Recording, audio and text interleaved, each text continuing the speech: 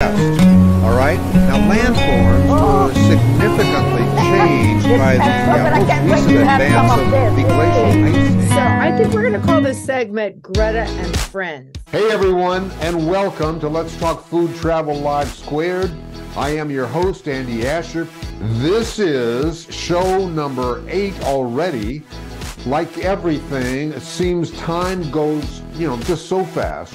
The speed of it is all something that I really never get my head totally around. Now, we've got a great show today, and it is exciting to watch to evolve in front of our very eyes. Now, first things first, though, did you happen to hear about this guy? It was on Thursday in Washington, D.C. as part of a big fundraising gala at the National Building Museum's Great Hall. Now, his name is Philippe Petit, man on wire. He dazzled everyone in the audience, including D.C. elementary school students, on a tightrope that was 50 feet above the audience.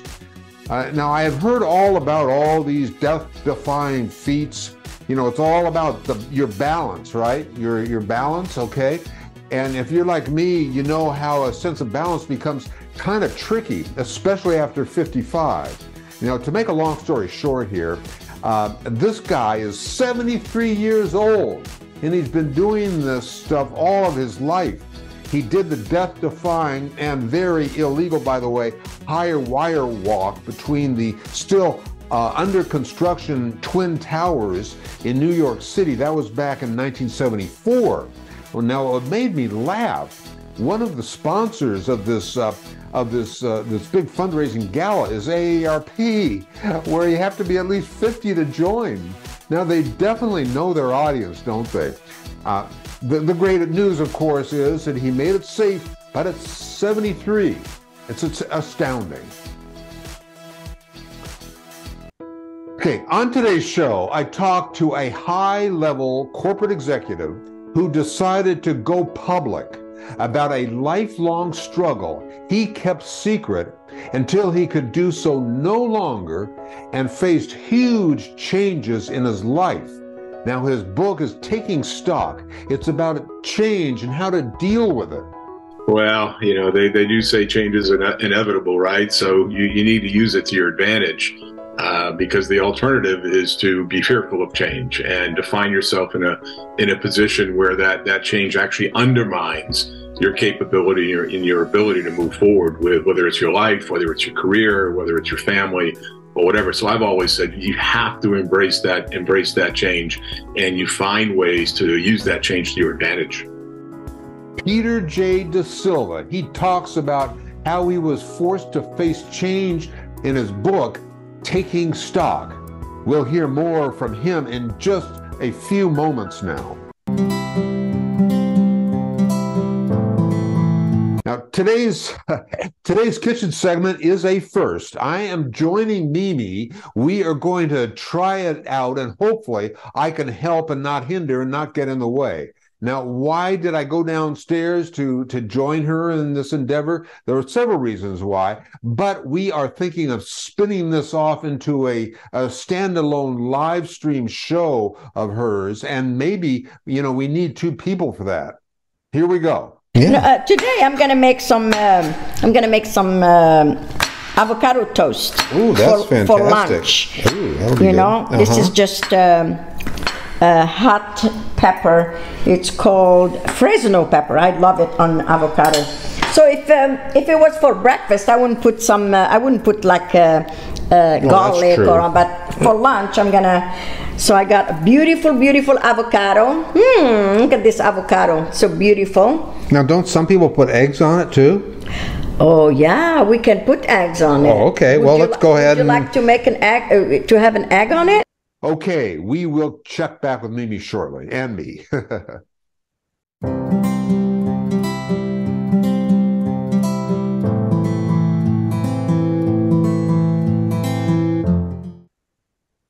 In today's travel segment, we continue our series, 11 magical California gold rush towns that you should absolutely visit.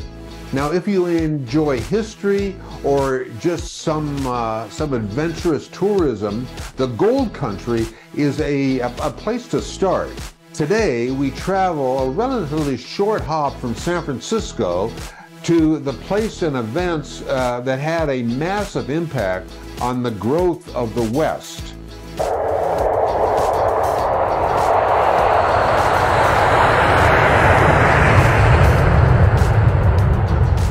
The Gold Bug Mine is just a few blocks from downtown Placerville, once the largest city in California, which swelled in size during the gold rush thanks to the precious metal found first in stream beds and rocky hillsides and later underground. Because of its relationship to the mother lode, Big Canyon Creek was one of the hot spots in the early 1850s. Swarms of miners worked the streams with plasters and pans and rockers to skim off the gold that was washed down the stream by the flowing water. And as the gold was depleted, many people simply packed up in search of the next spot. And those who stayed began more intensive plastering and sluicing. During the Depression, amateur miners in the pocket hunter area that they were called upon descended upon this area searching for what residue of gold they could quickly extract from the creek. Miners' shacks and tents around this area, they abounded throughout the canyon, stretching halfway down Bedford Avenue. The concrete dam at the end of the creek was added. Goldbug Park and Mine is a 57-acre green space dotted with 19th century structures. It changed more than just California, the world. I mean, you know, they came from everywhere, Chile, all over, for the gold. The miners. Yeah. It's amazing that it drew people from that far distance. Oh, yes, but they already knew about gold, these other countries, so they were familiar. And visitors can hike along the stream bed to trace the footsteps of prospectors who set up shop shortly after James W. Marshall struck gold in nearby Coloma in 1848, a discovery that transformed the fate of the American West. After gold could no longer be found in the water, mines were built to harvest gold from the rock. Visitors can traverse the 352-foot-long horizontal shaft in Gold Bug Mine to feel the same chilled air that miners experienced nearly 200 years before and see the well-dented quartz where hundreds of pickaxes left their mark. By the way, long after gold was found in the Sierra foothills, a less valuable form of gold has been discovered: grape vineyards and wineries. We'll talk about that too in some of our upcoming segments.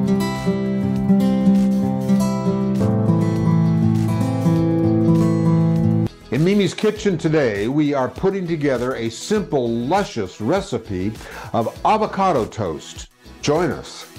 Yes, we are back. So yeah, we decided to make the egg, to cook the egg on the stove. So hey, got the beautiful avocado. Looks good. Yeah, don't forget to wash it. It's all washed and dry. Oh, okay. Now let's pray it is nice and, you know, not brown in there, because if it's brown, I'm not having it. Absolutely. I don't like it.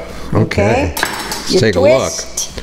a look. Ha-ha! Look at, show it to the camera. Beautiful. Yeah. Okay. So now you get the pit out. This is what you do. Don't hurt yourself, please. You just go like this, twist it, and it comes out. Okay. All right. Very good. It goes into the sink. Voila. So now I'm gonna start doing the smashing of the avocado.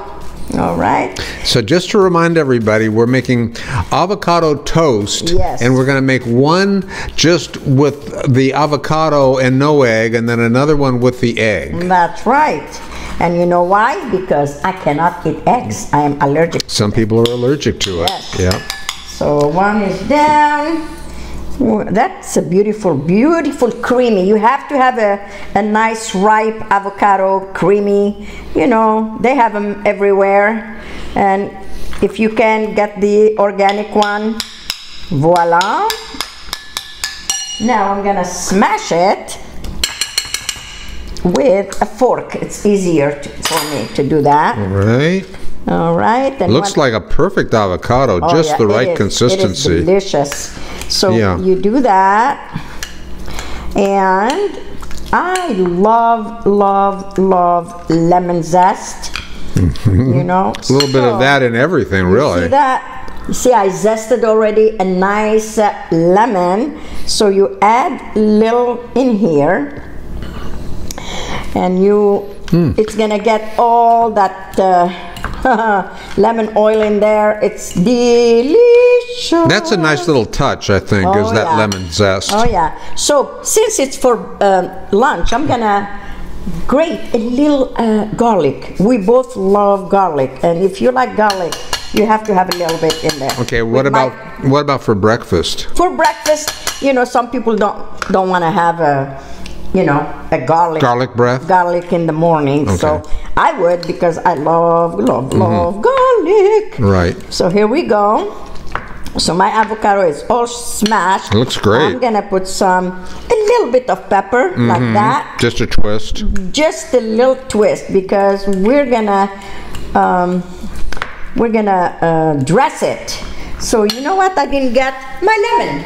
Aha! Well, you have lemon zest, Yeah, but a little lemon bit zest, of but lemon too. I need some lemon juice in there, so I'm using Mayer lemon. The one that you got the zest off of. Yes, that's right. Sure. You know, you just Squeeze that.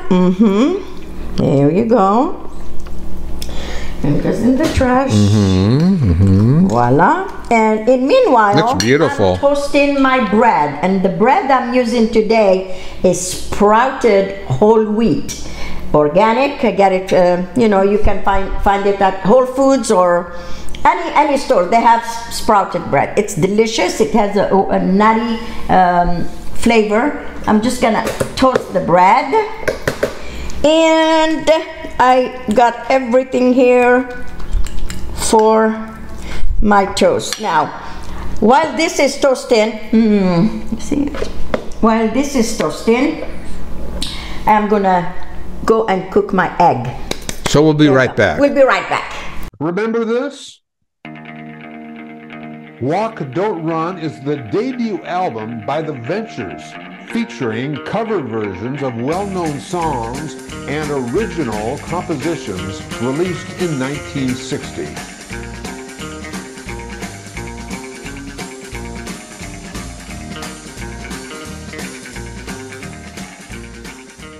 You're watching Let's Talk Food Travel Live Squared.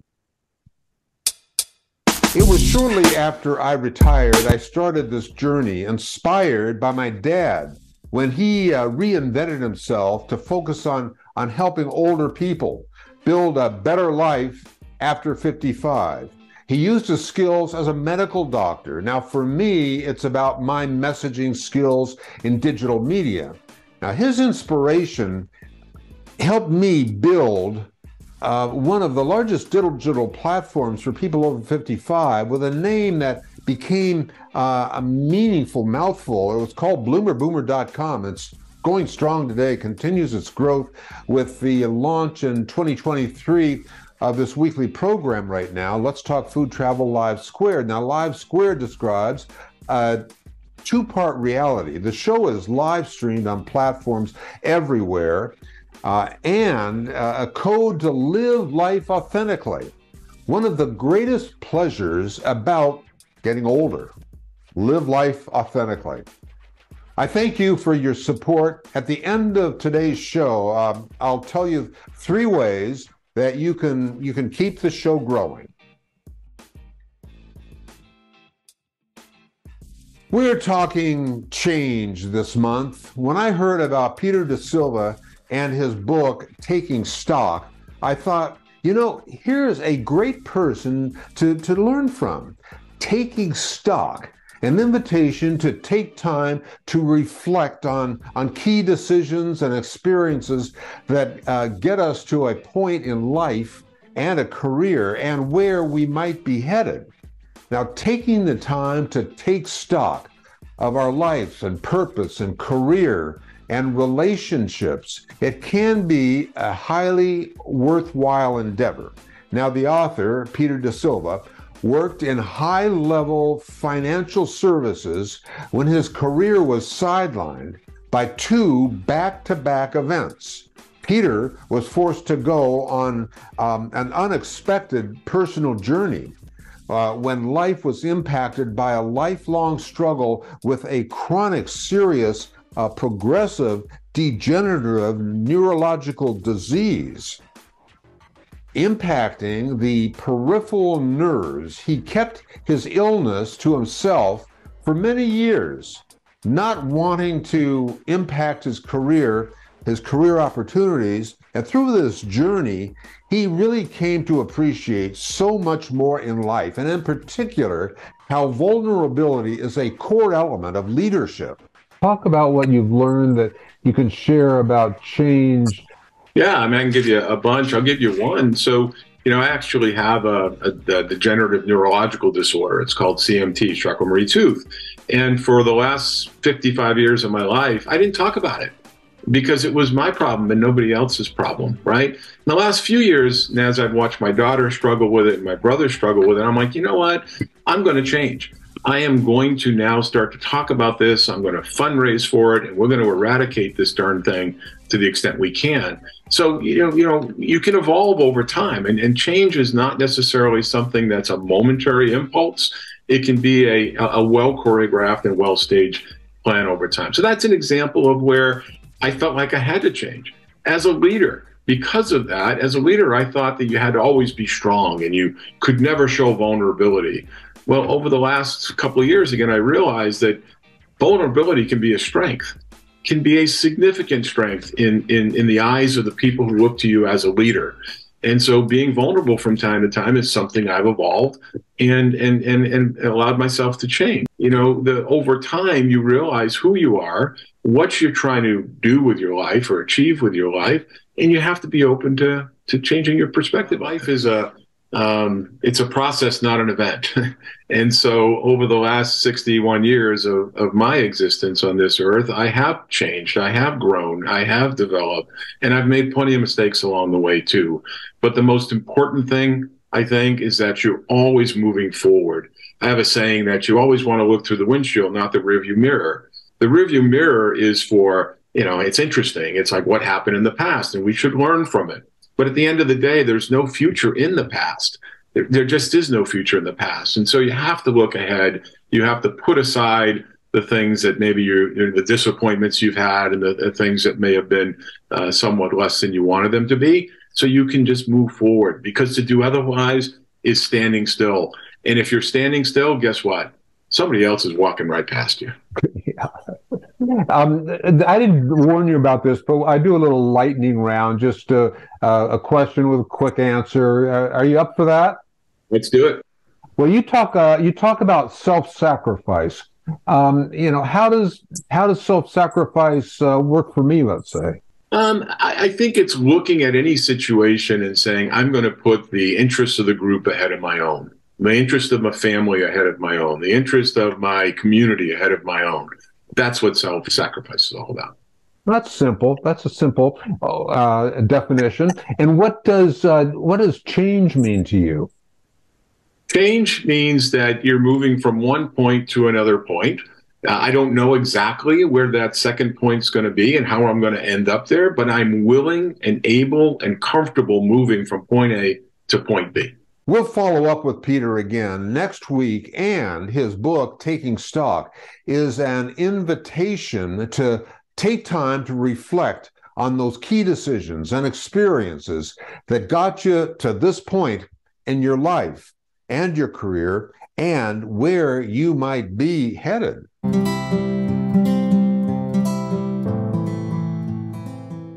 But before we go, let me take you into Mimi's kitchen again. All right, we're back. So my bread is toasted, nice and toasted. You see that? Beautiful. So I'm just gonna go ahead and start piling up this nice bread here. So what we want to do, since it's a lunch and it's an avocado toast, hey, don't be shy with it. Just put as much as you can eat. Avocado is good for you anyway. It looks great. Oh yeah, and it smells really good. So there you go. I sliced some radishes that I'm gonna put on top like that. You can do whatever you want with this. It's so versatile. So, and then I'm gonna put some salt. Remember, I didn't put any salt in there. Now I'm gonna use fleur du sel. It's delicious salt, like that. Is that kind of like a French salt? And then I put this sesame, black sesame, white sesame. You can buy it, but you can also make it at home. You toast it, and you go like that. It's gonna give you a little crunch. All right. All right. Then you put some of your, I'm gonna put some roasted tomatoes. Oh, that'll be good. Oh, this is gonna be epic. Gonna be so good. And then you put your microgreens on. And the tomatoes are roasted with garlic and herbs. And then I am going to get the egg. Let me go grab it because I made it. There you go. All right, get that. Oh, that's a pretty looking egg. Oh, that's perfecto. So, you know, usually I can slide it right. Look at that! Would you look? You got show that to the camera. This is big. Show that if you can without it sliding off. I hope it's not gonna. That is beautiful. So beautiful. To this, I'm gonna add, because I didn't put any salt on the egg, any salt on anything. So I'm just gonna put a little bit of fleur de sel, a little bit of black pepper, a little bit of espelette. This is like a little French hot pepper.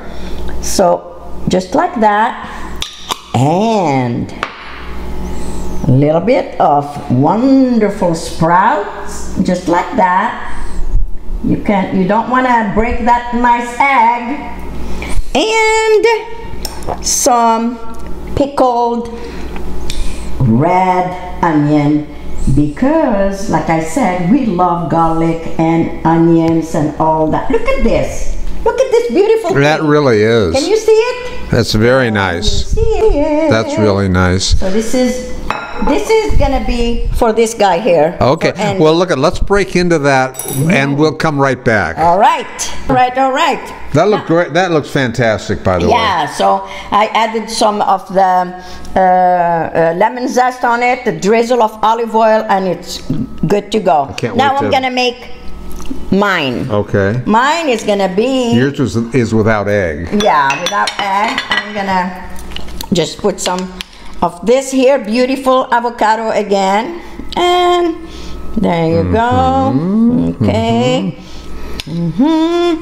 Some radishes. I love radishes, don't you? I do love radishes. I absolutely do. So this is how I'm gonna make mine. Okay. Some of this here. What is that again? That's pepper? This is no, it's not pepper. It says white sesame and black sesame seeds and some black pepper. And then those are your pickled onions. I'm gonna put some pickled onions here because I love onions, and then some Fresno peppers. I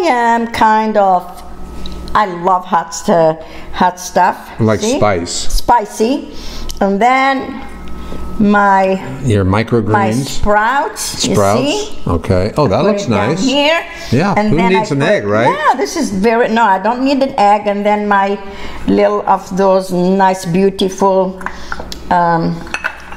lemon zest. Okay. I'm forgetting something. All right, a little salt. Oh yeah, some of that French salt. A little of this fleur de sel. Voila. And extra virgin olive oil. Ooh, that looks good too. And bon appetit. Look at, we've got this both. This is so good. Okay, so let's go ahead and show the camera. There you go. These two. So I'll help you with that. This one has no egg, and this one has an egg. Don't drop it. Okay. Right? Thank you, Mimi. You're welcome. That was wonderful. Yeah, let's have a feast. All right. All righty. Here, I'll help you. There you go. See you next time. I'll talk to you later. Something luscious once again next week.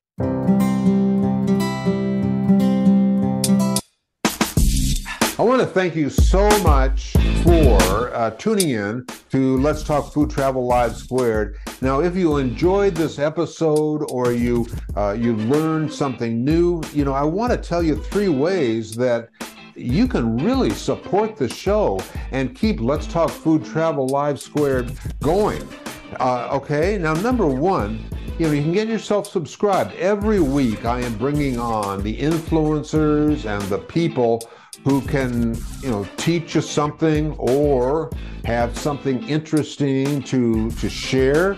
So take a moment to hit that subscribe button. And then number 2, and this is the ultimate way to support Let's Talk Food Travel Live Squared, and it takes less than a minute. You can write something short and sweet, like I love this show. It has changed your life, or something maybe that you learned from it. I am not exaggerating that I read reviews, every day, every single review, whether it's short or long. It really does mean everything to me. The more reviews means the higher we rank on all those algorithms, which means, bigger guests. So take a minute to leave a review. And number 3, share the show with friends. Just hit that share button. I am just eternally grateful for you for supporting this show.